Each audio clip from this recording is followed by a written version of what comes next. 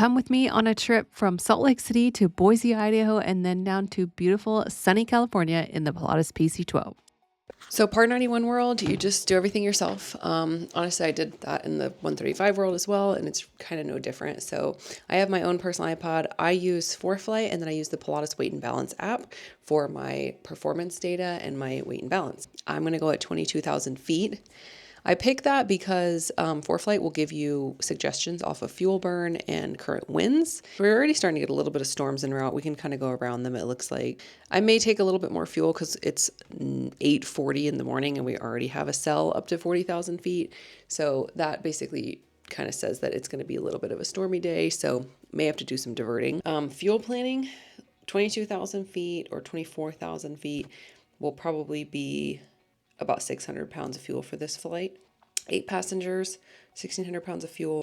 So you kind of see, I always have the radar up in the summer for obvious reasons. So we've got stuff building. I like to push play and see how fast is it building. And the answer is pretty fast because this all kind of popped up out of nowhere.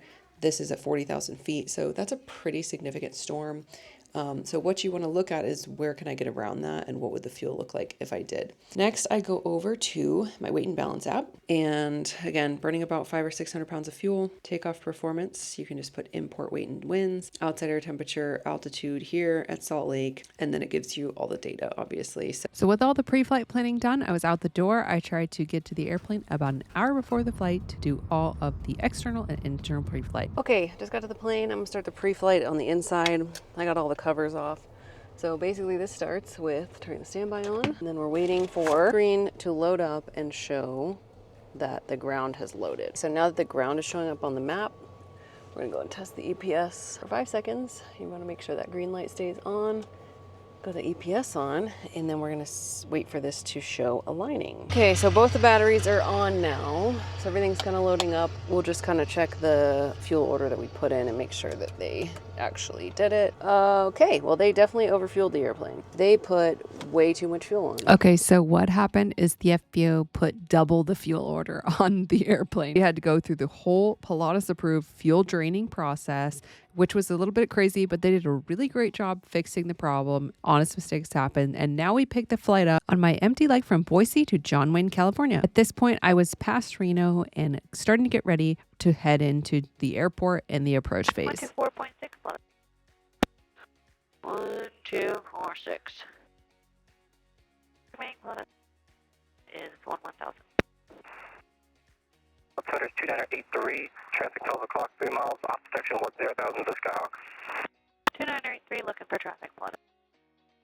John Wayne Airport HS information Mike 22530 with 200 at 7, cut plus 5, visibility 10, fuel clouds at 3,900, temperature 26, 2.16, altimeter 2982, visual approach is runway 20, right and use. Landing and departing runway 20, right and 20, left runway 20, right, glide slope out of service. Precision approach path indicator for runway 20, right is out of service. Taxiway Alpha closed between taxiway Lima and taxiway. And just as a side note, these videos are significantly edited for time, and I am running every checklist and following all the callouts and federal rules. Traffic just passed the 18 factory, descend and maintain at 9,000. Descend, maintain 9,000. At this point, I was descending to 9,000 feet just to the northwest of Los Angeles, which is obviously pretty busy airspace, so there was a lot of frequency changes. November, contact approach 124.3. 124.3 plus 9. Charlie Alpha, Roger. Maintain the visual temperature for traffic. They'll be descending down to 5 shortly. Approach Pilatus, Alpha 9,000. Guys, 5533, turn left right Clipper. Left right Clipper, yes, 533. Alpha Choke approach, LA altimeter 2984. 84 plus 84 everywhere. Departure spare wing 1202, 2700, climb 5,000, Orca 5. We're only 30 miles away and we're at 9,000 feet over the ground. So 30 miles from the airport, I was trying to start looking for the airport, and I was eventually turned to the north. So it was really easy to lose the altitude, and they set me up really nicely for final for runway 20 right. But I was just thinking that they might be kind of slam dunking me in at this point. So I was trying to get prepared for that. Flight heading 180, descend to maintain 8,000. 180, descend to maintain 8,000, Pilatus. Two of us. 180, turn to right for that, down to 8,000. Let's try to get down kind of quickly because we are kind of behind. There were actually two Pilatuses on frequency with the same last three of their tail number. So it was really important at this point for us to both listen out and make sure that we replied to the appropriate calls so that we didn't create mass confusion on the frequency. As you can see, I went down through a little bit of a cumuliform layer, but it cleared up really nicely, and this whole area was just unlimited visibility and no ceiling. Approach Pilatus. 7,900, descending 7,000, information Mike. Pilatus, let's look out approach, roger, thanks. Gonna maintain 5,000. Descend and maintain 5,000, Pilatus.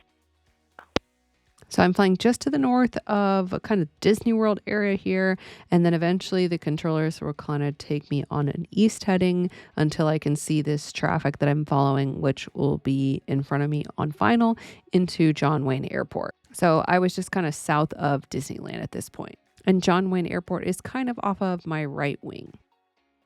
Alpha, descend maintain 3,000. Descend maintain 3,000, Pilatus.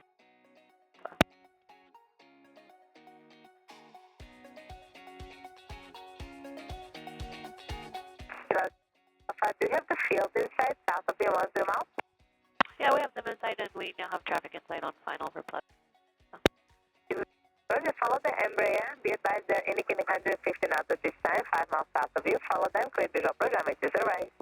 Okay, following that traffic, cleared for the visual, runway 20 right, plus.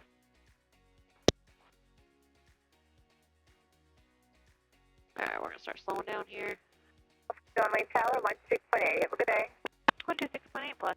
Good day. I had plenty of spacing with that other Embraer aircraft in front of me, so I'm getting configured to land here, getting the gear down, and I'm still about 8 miles out, so plenty of time to slow down on final. The John Wayne Tower, runway 20 right, clear to land. Clear to land, runway 20 right, plus. So even though I'm doing the visual approach here, I have the ILS set up for 20 right, just for additional safety. And this is what the Jepson approach plate looks like. So it's basically just a straight in final approach for runway 20 right. You can see there's a little bit of mechanical turbulence with the buildings and the highway, but other than that, very nice, smooth approach, light winds, and really no adverse weather at all today on this flight.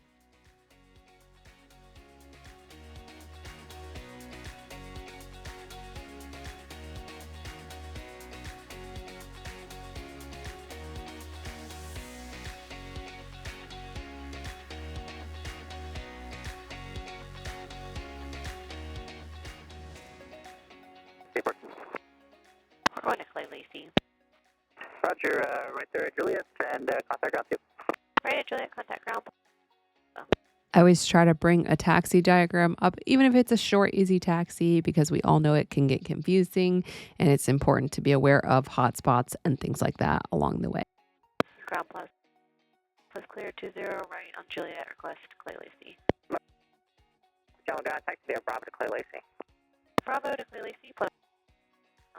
This flight was exactly 3 hours en route, which is a very long time to be sitting down in the seat by yourself, no less. So I was really ready to get out and go for a little walk. Well, guys, that about wraps it up for this one. Thanks for coming along as my SIC to John Wayne Airport in California in the Pilatus PC-12. If you have any feedback on this video, put it in the comment section. I read every single comment personally. That feedback is super important to help make these videos better every single time. So go ahead and make sure you add that, and thanks for watching.